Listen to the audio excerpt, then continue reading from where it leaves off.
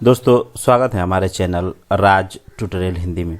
आज की वीडियो में हम ट्रांसफार्मर से रिलेटेड इंटरव्यू क्वेश्चंस के बारे में जानेंगे और मैं आपको बताऊंगा कि उसको आपको कैसे सटीक तरीके से आंसर देना है। दोस्तों ट्रांसफार्मर से रिलेटेड इंटरव्यू क्वेश्चन का ये मेरा दूसरा वीडियो है। अगर आप मेरा पहला वीडियो देखना चाहते हैं तो मैं आई बटन पर लिंक दे दूँगा, वहाँ पे जाके देख सकते हैं, या मेरे चैनल के प्ले लिस्ट में जाके वहाँ पर देख सकते हैं। तो चलिए फिर शुरू करते हैं। पहला इंटरव्यू क्वेश्चन दोस्तों जो मैंने सेलेक्ट किया है वो इलेक्ट्रिकल या ट्रांसफार्मर से रिलेटेड इंटरव्यू क्वेश्चन में अक्सर पूछा जाता है। वो है ट्रांसफार्मर कितने प्रकार के होते हैं, मतलब ट्रांसफार्मर के टाइप्स बताइए। दोस्तों ट्रांसफार्मर के टाइप्स अलग अलग होते हैं अगर उनकी रिक्वायरमेंट या बेस्ड की बात करें तो। अगर दोस्तों मान के चलिए कि हम बेस्ड ऑन सप्लाई की बात करें, मतलब सप्लाई के आधार पर अगर बात करें तो जो हमारा ट्रांसफार्मर होता है दोस्तों वो दो टाइप का होता है। पहला है सिंगल फेज ट्रांसफार्मर और दूसरा है थ्री फेज ट्रांसफार्मर। अगर हम बाइंडिंग के आधार पर बात करें, बेस्ड ऑन बाइंडिंग के आधार पर बात करें तो ट्रांसफार्मर हमारा चार टाइप का होता है। पहला है ऑटो ट्रांसफार्मर जो कि सिंगल वाइंडिंग का होता है, दूसरा होता है डबल वाइंडिंग ट्रांसफार्मर, तीसरा है थ्री वाइंडिंग ट्रांसफार्मर और चौथा है सिक्स वाइंडिंग ट्रांसफार्मर। अगर हम कंस्ट्रक्शन के आधार पर बात करें तो ट्रांसफार्मर हमारा दो टाइप का होता है। पहला है कोर टाइप ट्रांसफार्मर और दूसरा है सेल टाइप ट्रांसफार्मर। वहीं पे दोस्तों अगर सर्विस के आधार पर बात करें तो ट्रांसफार्मर हमारा दो टाइप का होता है। पहला है डिस्ट्रीब्यूशन ट्रांसफार्मर और दूसरा है पावर ट्रांसफार्मर। अगर मेजरमेंट के आधार पर बात करें, बेस्ड ऑन मेजरमेंट के आधार पर, तो ट्रांसफार्मर हमारा दो टाइप का होता है। पहला है ड्राई टाइप ट्रांसफार्मर, दूसरा है ऑयल इमर्स टाइप ट्रांसफार्मर। अगर हम ट्रांसफार्मर के फंक्शन की बात करें, अगर बेस्ड ऑन फंक्शन की बात करें तो ट्रांसफार्मर हमारा तीन टाइप का हो जाता है। पहला है स्टेप अप ट्रांसफार्मर, दूसरा है स्टेप डाउन ट्रांसफार्मर और तीसरा है आइसोलेशन ट्रांसफार्मर। तो दोस्तों उम्मीद करता हूँ आपको ये समझ में आ गया होगा कि ट्रांसफार्मर के टाइप्स आपको कैसे बताने हैं। आपको जैसे पूछा जाएगा, मान के चलिए सर्विस के आधार पर, मेजरमेंट के आधार पर, फंक्शन का, तो ट्रांसफार्मर के टाइप्स अलग अलग हो जाते हैं। ये आपको बात ध्यान में रखनी पड़ेगी। तो चलिए हम अगले क्वेश्चन की तरफ बढ़ते हैं। दूसरा क्वेश्चन है ट्रांसफार्मर की कूलिंग कितने प्रकार से की जाती है। दोस्तों ट्रांसफार्मर से रिलेटेड इंटरव्यू क्वेश्चन में ये क्वेश्चन जरूर पूछा जाता है कि आप बताइए कि ट्रांसफार्मर की कूलिंग कैसे की जाती है या कितने प्रकार से की जाती है। तो आपको कैसे आंसर देना है। ट्रांसफार्मर की कूलिंग एक ऐसी प्रक्रिया है जिसके द्वारा ट्रांसफार्मर में उत्पन्न गर्मी को एक सुरक्षित मान तक डिसिपेट किया जाता है। मतलब कि ट्रांसफार्मर में जो हीटिंग होती है उसको एक सुरक्षित मान तक विसर्जित किया जाता है। और वो मान के चलिए जो ट्रांसफार्मर में लॉसेज होती हैं उनके कारण कुछ गर्मी होती है, तो उसको एक सुरक्षित मान तक हमको क्या करना पड़ता है कि डिसिपेट करना पड़ेगा, मतलब कि ट्रांसफार्मर को कूलिंग करना पड़ता है। तो यह उपलब्ध ट्रांसफार्मर विभिन्न कूलिंग मेथड द्वारा प्राप्त किया जाता है। अलग अलग कूलिंग मेथड हम क्या करते हैं कि यूज करते हैं ट्रांसफार्मर की कूलिंग के लिए। ट्रांसफार्मर में हीट जनरेशन के मेजर फैक्टर विभिन्न प्रकार के लॉसेज होते हैं। जो लॉसेज होते हैं उसके कारण क्या होता है, ट्रांसफार्मर में हीटिंग होती है। वो लॉसेज कौन कौन से हो सकते हैं, hysteresis losses, eddy current losses, iron losses and copper losses. अब दोस्तों बात करते हैं कि हमारे ट्रांसफार्मर अलग अलग टाइप्स के होते हैं। तो यहाँ पे हम मेजरमेंट, बेस्ड ऑन मेजरमेंट के आधार पर अगर बात करें तो ट्रांसफार्मर दो टाइप का होता है, ड्राई टाइप ट्रांसफार्मर और ऑयल इमर्स टाइप ट्रांसफार्मर। तो इन दोनों ट्रांसफार्मरों में अलग अलग कूलिंग मेथड यूज किया जाएगा। अगर ड्राई टाइप ट्रांसफार्मर है तो उसमें दो टाइप का कूलिंग मेथड यूज करेगा। पहला है एन मतलब कि एयर नेचुरल और दूसरा है एफ मतलब कि एयर फोर्स।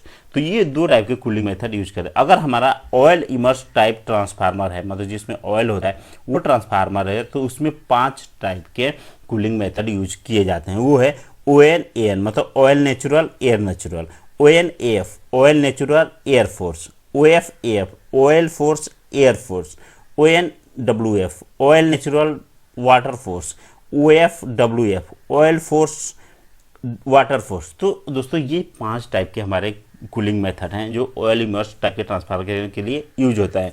तो दोस्तों ये एक कूलिंग मेथड है जो अलग अलग ट्रांसफार्मर के लिए अलग अलग यूज की जाती है। तो ये आपको मालूम होना चाहिए जो कि इंटरव्यू में पूछा जाता है।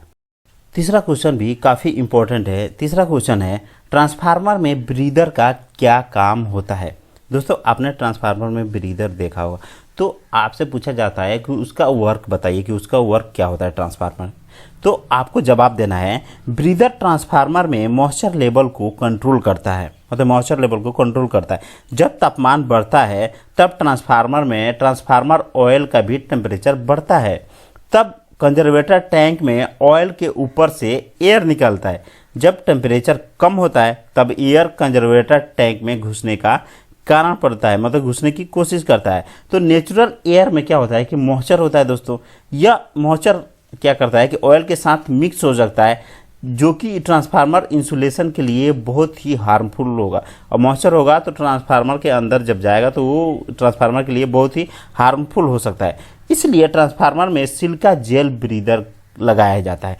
जो ब्रीदर होता है उसमें क्या होता है, सिलिका जेल होता है, इसलिए उसको सिलिका जेल ब्रीदर कहते हैं, जो एयर को मॉइस्चर से फिल्टर करता है। Silica gel breather conservator tank से ब्रीदिंग पाइप के द्वारा जुड़ा होता है।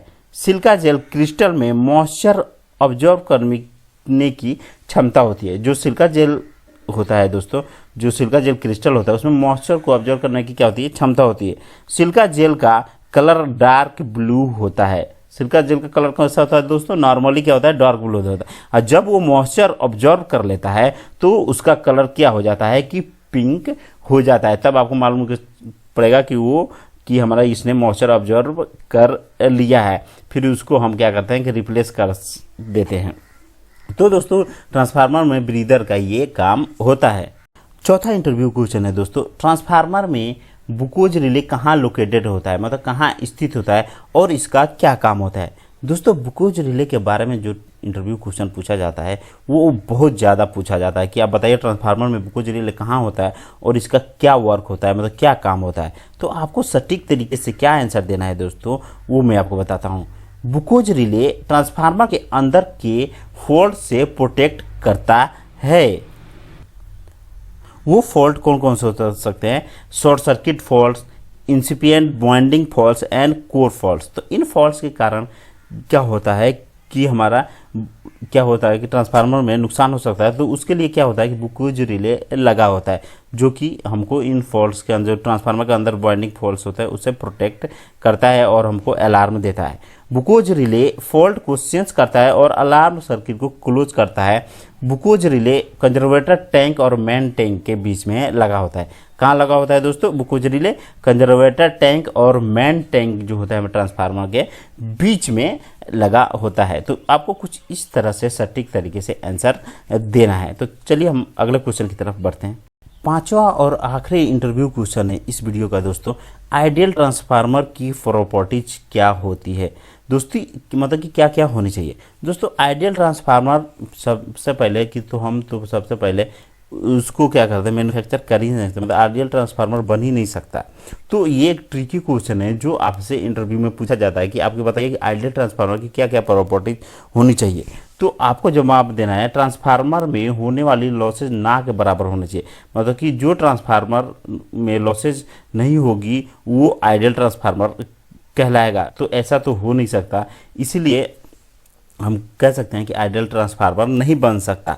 इनके बाइंडिंग का रेजिस्टेंस जीरो होना चाहिए, ऐसा भी नहीं हो सकता कि बाइंडिंग का रेजिस्टेंस जीरो है। लेकिन आपसे इंटरव्यू में ये पूछा जाएगा कि आइडियल ट्रांसफार्मर की प्रॉपर्टीज क्या क्या होनी चाहिए, तो आपको ये बताना है कि ट्रांसफार्मर में होने वाली लॉसेज ना के बराबर होनी चाहिए, इनके बाइंडिंग का रेजिस्टेंस जीरो होना चाहिए और इनका लीकेज फ्लक्स भी जीरो होना चाहिए। तो दोस्तों ये कुछ क्वेश्चन हो गए जो ट्रांसफार्मर से रिलेटेड इंटरव्यू क्वेश्चन में अक्सर पूछे जाते हैं।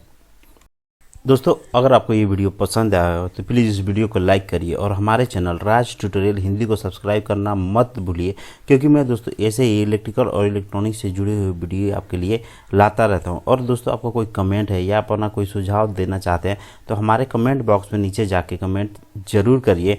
धन्यवाद।